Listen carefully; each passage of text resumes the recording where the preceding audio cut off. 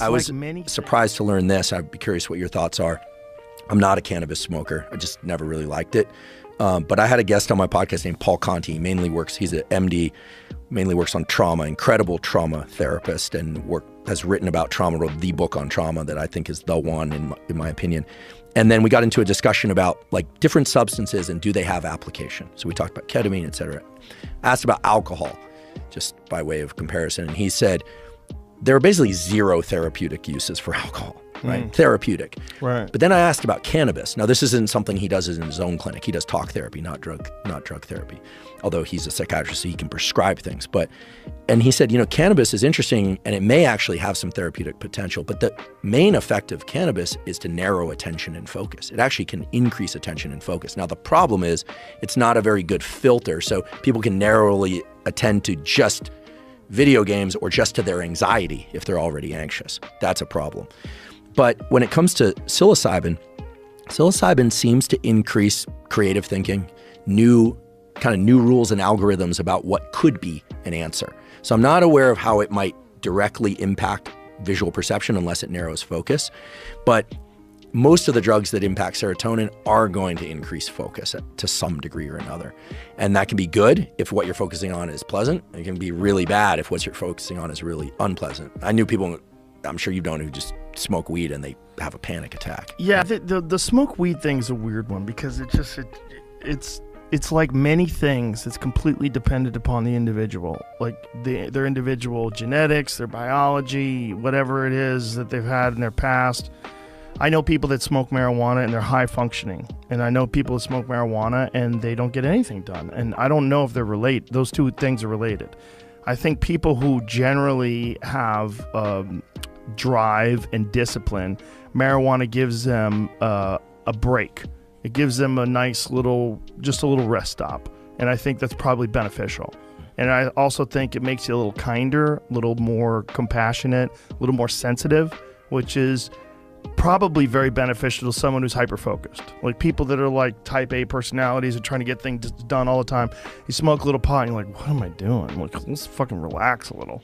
And then you get back to it. You're all right. I think there's a great benefit to that. But I should also say that it's very popular in the jiu-jitsu world. Oh yeah. I always thought that had something to do with the kind of creativity part of it, like that you can't plan jiu-jitsu. Right. You have to improvise. Yeah, it's like jazz. In a lot of ways. There's definitely that, but it's also the focus thing, that you're only thinking about that. Like while you're rolling, you're really only thinking about rolling. While you're smoking cannabis and then rolling, you're hyper-focused on it. And physical strength, you feel fine, you don't feel lethargic or anything. No, like not that. at all. I actually enjoy it. I actually enjoy it when I lift weights too. I haven't tried that one. Yeah, I feel it. Like I feel it in the fibers. It's almost like I'm more aware of like what's going on instead of like this blunt sort of almost like distance from each individual muscle fiber, which I am normally. Normally, I'm just trying to warm up, and then I warm up, and then I start getting going, and then I, lift light first, and then I work my way up to what I normally use. But when I'm high, it's like I could feel like where it connects to the bone. And I feel everything. It just makes you more sensitive about what you're actually doing. And for martial arts techniques, particularly for striking, I feel like I incorporate leverage better into things. I have better balance in terms of like not trying to execute a technique when I'm off position, and it just makes me just more aware of like what's going on with my body. And that's super powerful. We had the nerd in me wants to say, in neuroscience, they call that interoception. Like people vary tremendously in their awareness of their internal state. You can know if you have a high or low degree of interoception by trying to count your heartbeats without taking your pulse. Some people can just do that. It's a skill you can build up over time.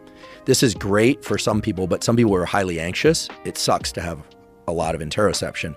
But we know, of course, that the mind-muscle connection is really powerful. And it's not just mind-muscle connection as a, whatever they call bro science thing. The reality is that from peer-reviewed studies, that if people focus on the contraction of a muscle during resistance training, as opposed to moving the weight, right, something that's hard to measure if they're actually doing it, the strength and hypertrophy gains are much greater. I think it's like a 15%. I had Andy Galpin on the podcast, and he would know the exact number. But I always wonder about this, like in gyms where there are mirrors and people are watching themselves lift in the mirror. I mean, you're exterocepting. You're not focused as much as you could on the actual feeling. So, there's always a weighting between exteroception to everything beyond the confines of your skin and interoception.